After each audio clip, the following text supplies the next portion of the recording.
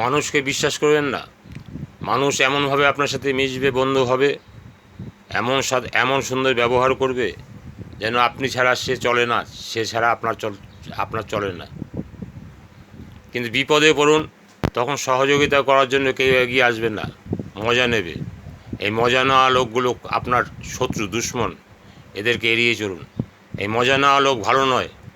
এই মজা নেওয়া লোক, এই লোক দিয়ে আপনার ক্ষতি হবে।